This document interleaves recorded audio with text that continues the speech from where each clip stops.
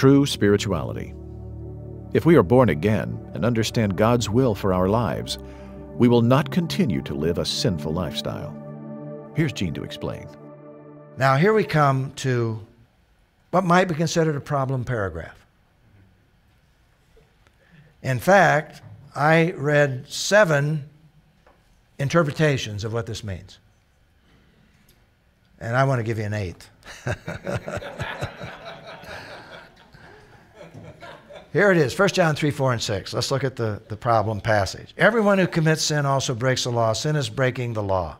You know that he was revealed so that he might take away sins, and there is no sin in him.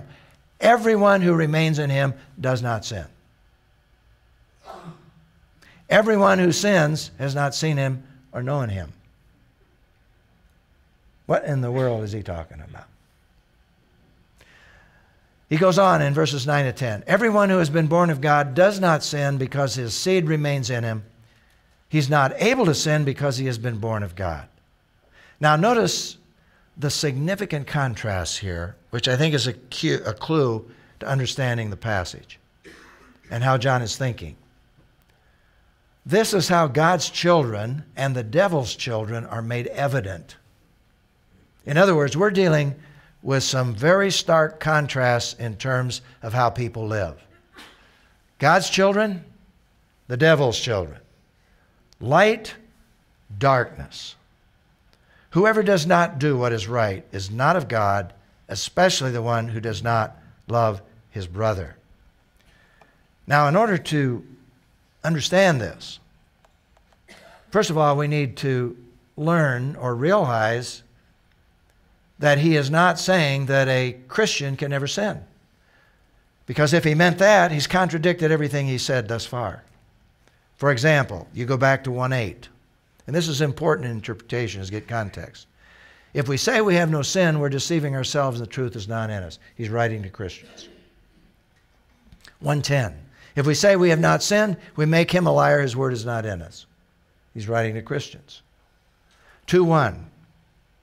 My little children, I'm writing to you these things so that you may not sin, but if anyone does sin, we have an advocate with the Father, Jesus Christ, the righteous one.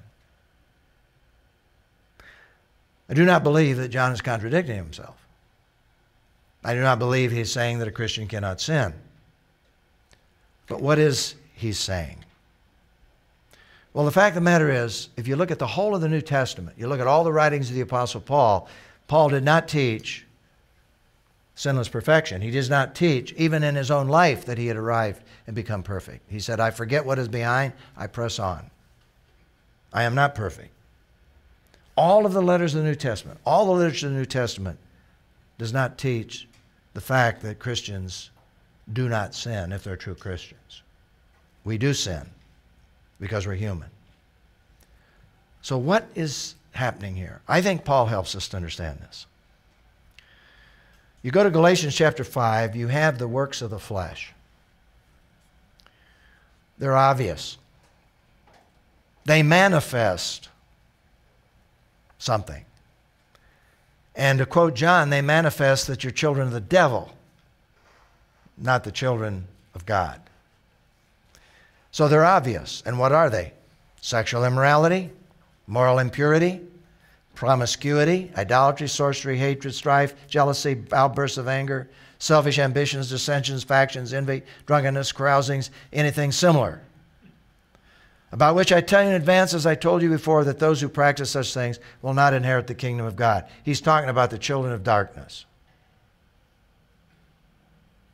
But then he talks about the children of God. And he contrasts that by walking in the Spirit.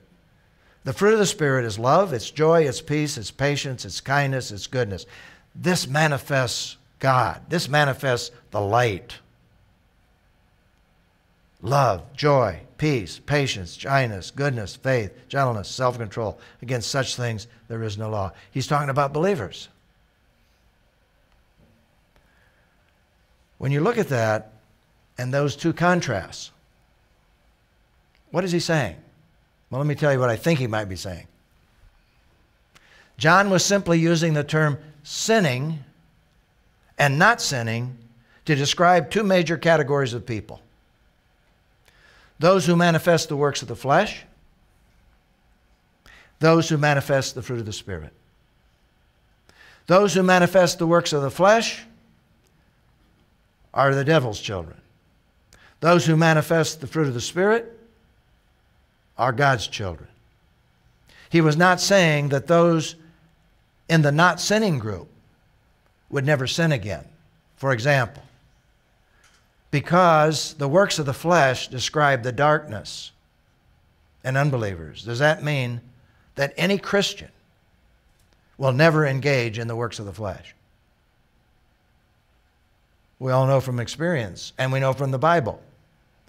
The Corinthians were engaging in the works of the flesh, and they were believers.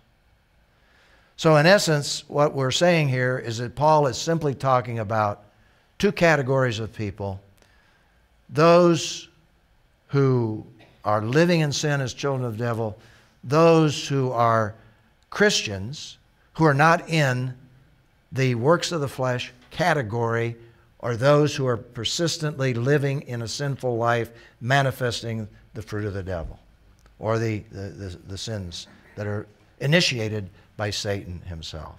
He's just generalizing with these two concepts. So they're not in contradiction. So if we understand his thinking, we realize he is simply talking about two categories: the sinning group, the non-sinning group, but it doesn't mean that those in the not sinning group will not at times engage in the sins in the sinning group who are unbelievers. And if you look at the whole passage that way, then to me it harmonizes. Now some believe that the Greek word there can be translated not continue in sin if you're a true believer. But the most recent scholarship says that the Greek text doesn't say that. It is very categorical, not sin or sin. And so I believe that by understanding these two categories, it helps to bring these two together. So I leave you with this question: in what way does John's illustration regarding Cain help us understand this section of his letter? And so he uses this himself. John does. And here's the illustration. For this is the message you have heard from the beginning. We should love one another, unlike Cain, who was of the evil one. He was the child of the devil in his life, in his evil deeds. He murdered his brother. And why did he murder him? Because his works were evil. He was not a true believer, and his brothers were righteous. Did his brother Abel ever sin? Of course he did. He was a human being. But he was not in the same category as his brother Cain. Did he ever engage in sins of the flesh? Obviously. But he wasn't in the same category as his brother Cain. And so here he uses this illustration between these two brothers to show what he means by the sinning group and the not sinning group.